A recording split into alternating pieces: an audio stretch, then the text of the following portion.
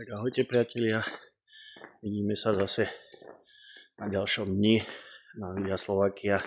Dneska ma čaká trojmedzie Slovensko, Česko, Poľsko a potom smer dole na Čadcu.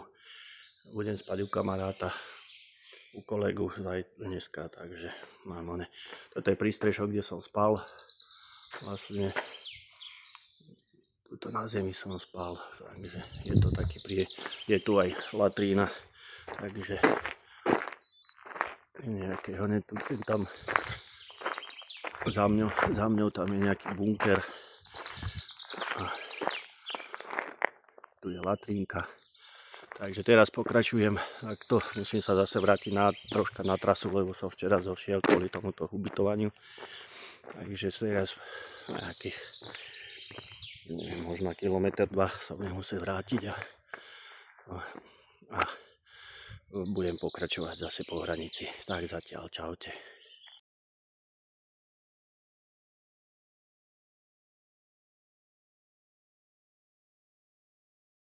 Ahojte, vítam vás.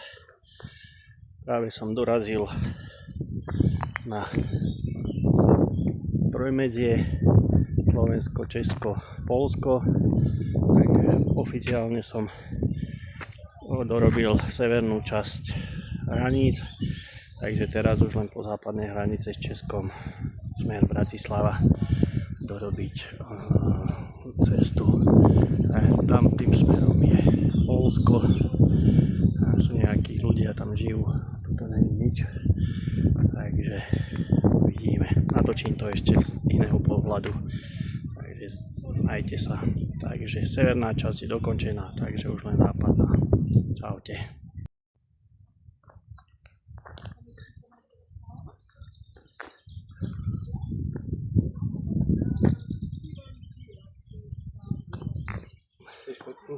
Nie. A som si na video natočil, ako to mi stačí.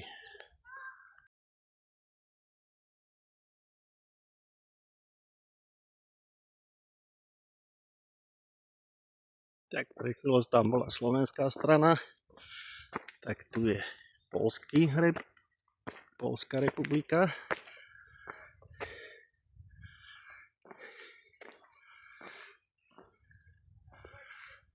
A tu ideme pozrieť ešte Českú republiku.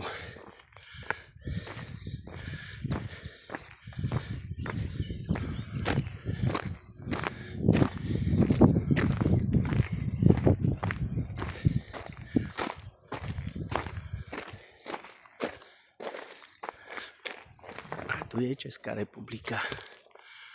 Takže to je také trojmedzie roztiahnuté na tri časti.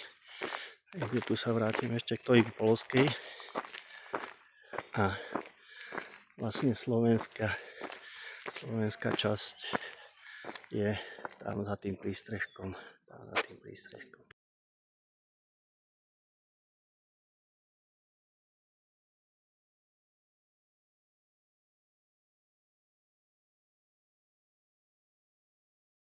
Ahojte priatelia, vítam vás z cesty.